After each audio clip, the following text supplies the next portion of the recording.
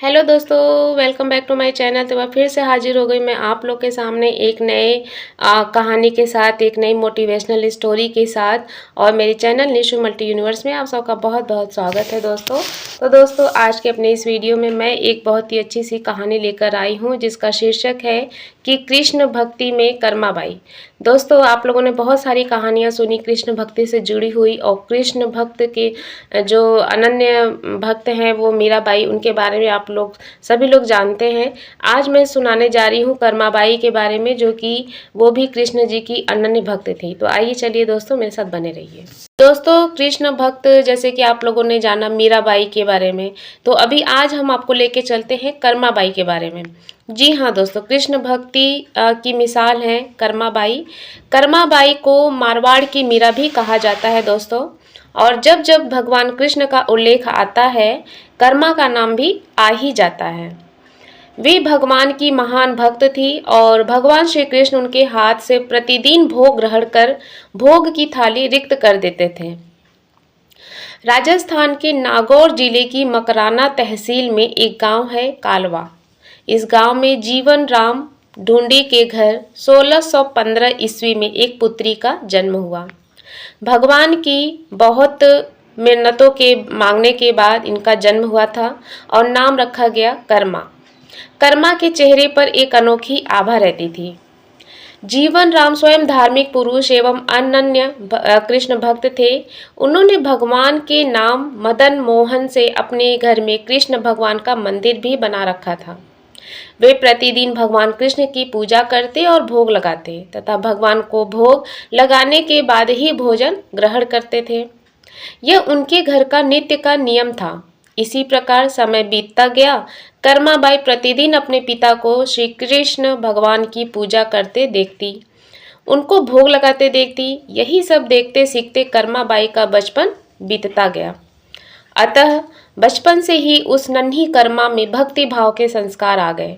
इन्हीं संस्कारों के बीच पलते बढ़ते कर्मा 13 वर्ष की हो गई। एक बार जीवन राम को कार्तिक पूर्णिमा स्नान के लिए पुष्कर जाना था। उनकी पत्नी भी उनके साथ जा रही थी। वे कर्मा को भी साथ ले जाना चाहते थे, लेकिन एक समस्या आ गई। उनकी अनुपस्थिति में भगवान को भोग कौन लगाता। इसीलिए उन्होंने कर्मा को यह जिम्मेदारी सौंपी और बोले, पुत्री, हम दोनों पुष्कर स्नान के लिए जा रहे हैं।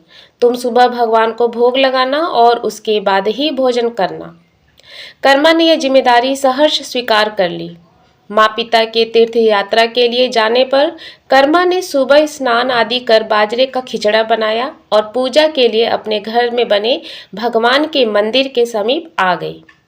भोग की थाल भगवान के सामने रखकर हाथ जोड़कर बोली, हे प्रभु, भूख लगे तो भोग लगा हुआ है, आप भोजन ग्रहण कर लेना, तब तक मैं घर के और काम कर लेती हूँ। इसके बाद वह काम में जुट गई। बीच बीच में वह थाली देखने आती, लेकिन भगवान ने खिचड़ा नहीं खाया था। बहुत देर होने के बाद भी जब भगवान जी ने भोग ग्रहण नहीं किया तो उसे चिंता हुई कि क्या पता भगवान जी को खिचड़े में स्वाद ना आ रहा हो, इसीलिए ग्रहण नहीं कर रहे। इसमें घी की या गुड़ की कमी रह गई क्या। फिर जाकर उसने और गुड़ और घी मिलाया और वही बैठ गई, लेकिन भगवान ने फिर भी भोग ग्रहण नहीं किया। तब मायूस होकर उसने कहा, हे प्रभु, आप भोग ग्रहण कर लीजिए। माँ बापू पुष्कर नहाने गए हैं, आपको भोग लगाने अभी कुछ दिन वो नहीं आएंगे। आपको भोग लगाने की जिम्मेदारी मुझे दी गई है, इसीलिए आपके भोग लगाने के बाद ही मैं खाना खाऊंगी। परंतु भगवान जी ने फिर भी भोग ग्रहण करना शुरू नहीं किया। फिर कर्मा उनकी शिकायत करते हुए बोली, माँ पिताजी जब भोग लगाते हैं तब तो आप भोग ग्रहण कर लेते हैं, फिर आज क्यों भूखे बैठे हैं। इतनी देर हो गई है, खुद भी भूखे बैठे हैं और मुझे भी भूखा रखे हैं। यह सब बोलकर वह भगवान के भोग ग्रहण करने की प्रतीक्षा करने लगी। परंतु यह क्या, अब तो सुबह से दोपहर समाप्त हो शाम हो चली थी। भूखी कर्मा अब रुआसा हो गई और दुखी होकर रोते हुए बोली, हे भगवान जी, आप ग्रहण कर लीजिए भोग, अन्यथा मैं भी भूखी ही रह जाऊंगी। अंततः कान्हा के काठ की मूर्ति से आवाज आई। कान्हा बोले, कर्मा, तुमने पट बंद किया ही नहीं, तो मैं भोग ग्रहण कैसे करूं? यह सुनकर कर्मा ने पट खींचकर ओट कर दी। भगवान श्री कृष्ण ने खिचड़े का भोग ग्रहण किया और थाली पूरी खाली हो गई। कर्मा ने पलटकर देखा तो भोग की थाली में भोग नहीं बचा था। तब कर्मा बोली, भगवान जी, इतनी सी बात थी तो पहले बता देते, खुद भी भूखे रहे और मुझे भी भूखा रखा। इसके बाद कर्मा ने खिचड़ा खाया। अब तो प्रतिदिन कर्मा खिचड़ा बनाती और भगवान जी भोग ग्रहण करने आते। इसी बीच उसे लगने लगा कि उसे सबसे पहले भगवान को भोग लगा देना चाहिए, क्या पता उन्हें जल्दी भूख लग जाती हो। साफ सफाई, नहाने धोने के कारण भगवान के भोग में देरी हो जाती हो। फिर वह सबसे पहले उठकर भोग बनाती और प्रभु को भोग लगा लेती, फिर अपने दिन भर के काम करती। कुछ दिनों बाद उसके माता पिता तीर्थ से लौट आए। आते ही पिता ने अपनी लाडली पुत्री से पूछा, पुत्री, तुमने किसी भी दिन भगवान को भूखा तो नहीं रखा? कर्मा बोली, फिर जब माँ रसोई घर में गई तो देखा कि गुड़ का मटका पूरा भरा हुआ था जाते समय, और अब खाली कैसे हो गया। उसने कर्मा को बुलाया और पूछा, पुत्री, गुड़ कहाँ है? कर्मा ने बताया कि रोज भगवान कृष्ण उनके पास आते हैं और खिचड़े का भोग ग्रहण करते हैं।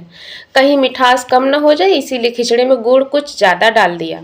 उसने पहले दिन ही हुई परेशानी के बारे में भी अपनी माँ को बताया।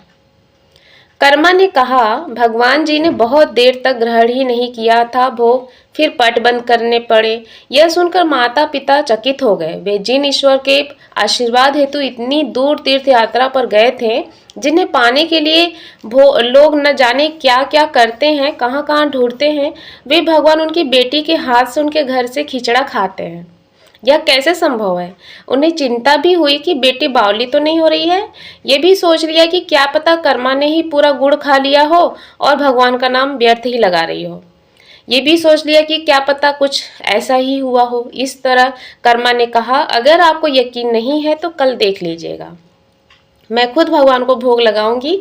इस आश्चर्य से वे रात भर सो नहीं पाए। दूसरे दिन कर्मा ने खिचड़ा बनाया और मंदिर में भोग की थाली रखकर पट बंद कर दिया और बोला, हे भगवान जी, ये लोग नहीं मान रहे हैं कि मैंने आपको ही गुड़ घी खिलाया है। अब आप भोग खाकर स्वयं सिद्ध कीजिए। भक्त की पुकार सुनकर भगवान को आना ही था और कान्हा खिचड़ा खाने आ गए। जब पट खुला तो जीवन राम और उनकी पत्नी आश्चर्यचकित थे कि भोग की थाली में भोग बचा ही नहीं था। फिर कर्मा का जीवन प्रतिदिन भोग लगाते ही निकला। जब उनके माता पिता नहीं रहे तब वे एक दिन अपने कान्हा की मूर्ति साथ लेकर तीर्थाटन के लिए निकल पड़ी, परंतु भगवान की कृपा से उन्हें हर दिन खिचड़ा बनाने के संसाधन मिल ही जाते और वे प्रतिदिन कान्हा को खिचड़ा खिला लेती। तीर्थाटन करती हुई देवी कर्मा भगवान जगन्नाथ की नगरी पहुंच गई और वहीं रहने का मन बना लिया। वहां भी रोज भगवान को खिचड़े का भोग लगाती और पट बंद कर देती। भगवान भी प्रतिदिन उनके भोग को ग्रहण करते। जिस दिन उन्होंने पहली बार जगन्नाथपुरी में खिचड़ा बनाया, उसी दिन उनके पास से जा रहे एक बालक ने उनसे कहा, माता, घी की बड़ी अच्छी सुगंध आ रही है, क्या भोजन बचा है? देवी कर्मा ने कहा, हाँ बालक, बचा है, तुम बैठो, मैं तुम्हें देती हूँ। यह कहकर देवी कर्मा ने उस बालक के लिए भी खिचड़ा लगा दिया। बालक पूरे मन से स्वाद लेकर खा रहा था। देवी कर्मा को यह देखकर सुख की अनुभूति हो रही थी। उस बालक ने खाते खाते पूछा, माता, क्या मैं कल आऊँगा तो भी मुझे मिलेगा? यह सुनकर देवी कर्मा मुस्कुराई और बोली, हाँ पुत्र, तुम यदि प्रतिदिन आओगे तो मैं प्रतिदिन तुम्हें खिचड़ा खिलाऊंगी, तुम निसंकोच आना। यह सुनकर बालक प्रसन्न हुआ और प्रतिदिन देवी कर्मा के पास खिचड़ा खाने आया करता था।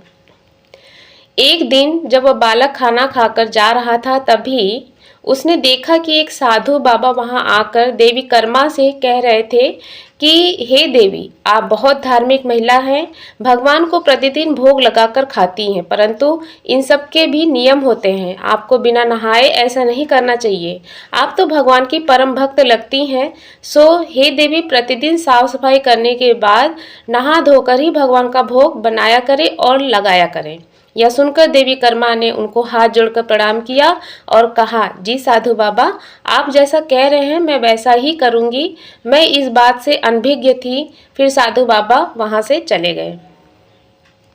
अगले दिन से देवी कर्मा साफ सफाई कर नहा धोकर भोग बनाने लगी, परंतु अब भोग लगाने में देरी हो जाती और जब तक भोग नहीं लगता उस बालक को भी भोजन नहीं मिलता। बालक आकर माता से कहता, माता देर हो रही है, भूख लगी है, भोजन दो। माता कहती, थोड़ी देर रुक जा लल्ले, मैं दे रही हूँ। बालक जल्दी जल्दी खाकर भाग जाता। कुछ दिन ऐसे बीते और परंतु यह कौन जानता था कि वह बालक साक्षात भगवान जगन्नाथ है, जो प्रतिदिन बालक का रूप धरकर कर्माबाई के हाथ से बना खिचड़ा खाने आते थे। इतने दिनों में जब जगन्नाथ मंदिर में भगवान का पट भोग के लिए खुलता तो भगवान के मुख पर खिचड़े का जूठन लगा रहता।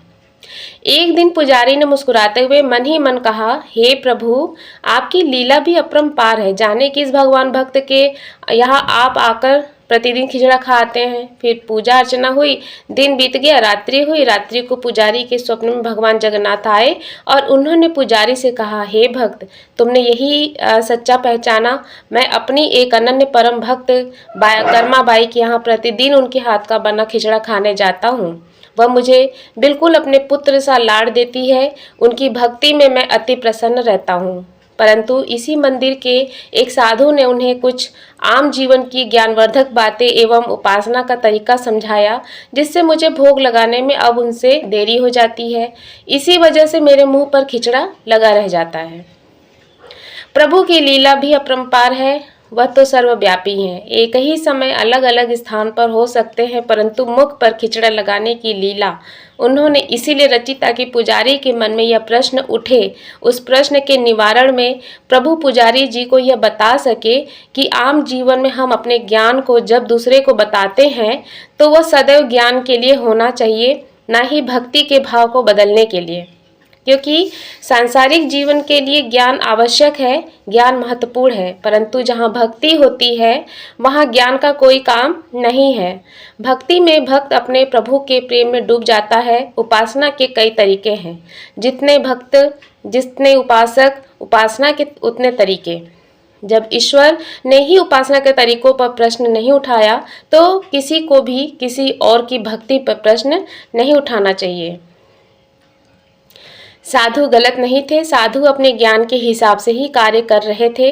वह सही थे, परंतु उन्हें यह नहीं पता था कि जो महिला प्रभु को बिना नहाए खाना देती है उसका भाव सिर्फ इतना था कि मेरे प्रभु को जल्दी खाना मिल जाए, वह भूखे ना रह जाए, और यह प्रेम भाव प्रभु के लिए हर नियम को ऊपर था। इस बातों को सुनकर पुजारी जी ने साधु बाबा को बुलवाकर यह बात कही। साधु बाबा को भी अपनी गलती का एहसास हुआ और बोले कि वह भगवान और भक्त के बीच में आ रहे थे और उन्होंने बिना समय गवाए माता कर्मा के पास जाकर कहा कि हे देवी, आप जैसे प्रभु को पहले भोग लगाती थी वैसे ही लगाइए। मैं आपकी भक्ति नहीं समझ पाया, इसीलिए मुझे क्षमा करें। देवी कर्मा ने कहा, जी ठीक है, मैं कल से फिर से उसी समय से वैसे ही भोग लगाऊंगी। माता कर्मा ने फिर उसी तरीके से भोग लगाना शुरू कर दिया और भगवान के मुख पर खिचड़े का जूठन अब नहीं लगा होता। ऐसे ही कई वर्ष बीत गए।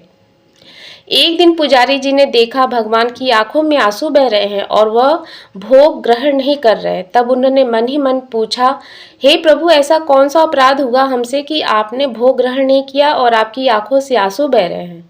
प्रभु, यदि हमसे कोई अपराध हुआ है तो हमें क्षमा करें और भोग ग्रहण करें। आपके भक्त जन प्रसाद के लिए प्रतीक्षा कर रहे हैं। फिर क्या था, भक्त वत्सल प्रभु ने प्रसाद ग्रहण कर लिया, परंतु प्रभु के भोग देर से ग्रहण करने की बात, उनकी आंखों से अश्रु बहने की बात पूरे प्रजा में तेजी से फैल गई। यह बात महाराज तक जा पहुंची और महाराज अतिशीघ्र मंदिर पहुंचे और वे पुजारी जी वे विचार विमर्श करने लगे। फिर उन दोनों ने भगवान के पास हाथ जोड़कर विनती की, हे प्रभु, कृपया हमें बताइए कि इस बात का क्या संदेश है। रात्रि पहर जब वह सो रहे थे तब भगवान राजा के सपने में आए और उन्होंने कहा कि मेरी एक अनन्य भक्त थी कर्माबाई, जो प्रतिदिन मुझे खिचड़े का भोग लगाती थी और मैं प्रतिदिन उसके यहाँ बालक रूप में जाकर खाया करता था। परंतु आज उन्होंने अपने अंतिम श्वास लिए और मुझ में सदैव के लिए लीन हो गई। अब मुझे बालक की तरह प्रेम कर कौन खिचड़ा खिलाएगा। यह सुनकर महाराज ने सपने में ही भगवान से कहा कि प्रभु आज से प्रतिदिन आपके भोग में कर्मा बाई का खिचड़ा भी चढ़ेगा। यही सपना उन्होंने अपने दरबार में सुनाया और उसी दिन से भगवान जगन्नाथ के भोग में कर्मा बाई का खिचड़ा भी चढ़ने लगा।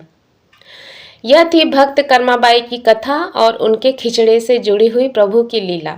तो दोस्तों, यह कैसी लगी आपको यह स्टोरी, मुझे कमेंट बॉक्स में लिख के ज़रूर बताइएगा और किसको किसको यह कहानी पता थी वह भी कमेंट बॉक्स में लिख के ज़रूर बताइएगा।